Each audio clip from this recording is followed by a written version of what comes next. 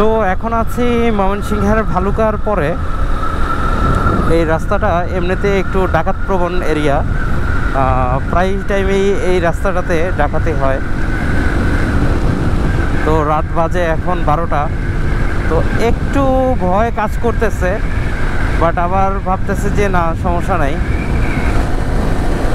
চলে যেতে পারবো, কোনো রকম সমস্যা হবে না, আল্লাহ ভরসা। কারণ সামনে একটা বাইক আছে, উনি আমার সাথে বেশ কিছুক্ষণ যাবৎ জোরে টানাটানি করতেছে। তো ওনার কারণে হয়তোবা দুজনেই টানতেছি, অনেকটা রাস্তা খুব সহজেই শেষ হয়ে যাচ্ছে, কারণ গাড়ি 100-র নিচে নামছেই না।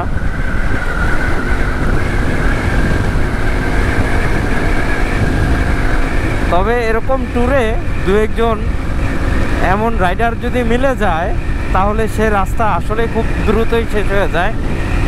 একটু রিস্ক থাকে, যেমন ধরেন এই যে এখন রাস্তাটা ভিজা, সম্ভবত এদিকে বৃষ্টি হয়েছিল, তো একটু সাবধানে রাইড করতে হবে। আমি যাচ্ছি, দেখে ওনার পিছে পিছেই যাচ্ছি। ওনারাকে, ওই ভাইকে আসলে আমি ওভারটেক করার চেষ্টা করতেছি না, আমি চেষ্টা করতেছি যেন ওনার পাশাপাশি থাকতে পারি, কিন্তু ভাই অনেক জোরে চালাচ্ছে।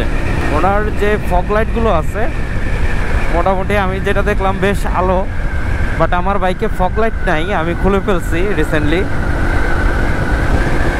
শুধু হেডলাইটের আলোটা দিয়ে আমি আসলে ওরকম আহামরি দেখছি না, যেহেতু রাতের বেলা।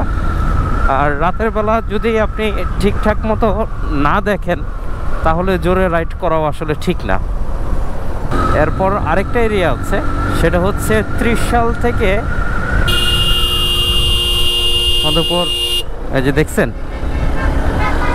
ঘুরাইতেছে, আসলে এরা মানুষ হবে না জীবনও, এগুলো আসলে অমানুষ। আমি এর আগেও একটা ভিডিওতে বলছি যে এরা আসলেই অমানুষ। তবে একজন ভাই লিখছিল যে ফ্যামিলি নিয়ে কথা বলাটা ওনাদের ঠিক না, আসলে ওনাদের ফ্যামিলি নিয়েই আমি বলবো। কারণ এই রাতের বেলা সে গাড়িটা ইউটার্ন নিতেছে, তার অবশ্যই দেখা উচিত যে পেছনে গাড়ি আছে কি নাই। সে আস্তে করে চাপ দিয়ে আসতেছে, তা আমার গাড়িটা মিনিমাম 100-তে ছিল, তো বললেই কি আমি সাথে সাথে ব্রেক করতে পারি? এটা কি সম্ভব? তো যাই হোক, এরা আসলে এদের বিষয়ে কিছু বলার নাই, বস্তি এক কথায়।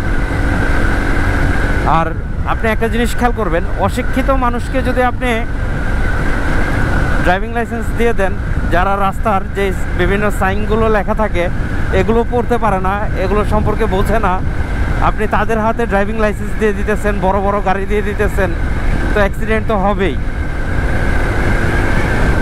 তো আমি মনে করি যে ড্রাইভিংয়ের ক্ষেত্রে একজন ড্রাইভারের ন্যূনতম এসএসসি পাস প্রয়োজন। এসএসসি পাসের নিচে কাউকে ড্রাইভিং লাইসেন্স না দেওয়াটাই বেটার।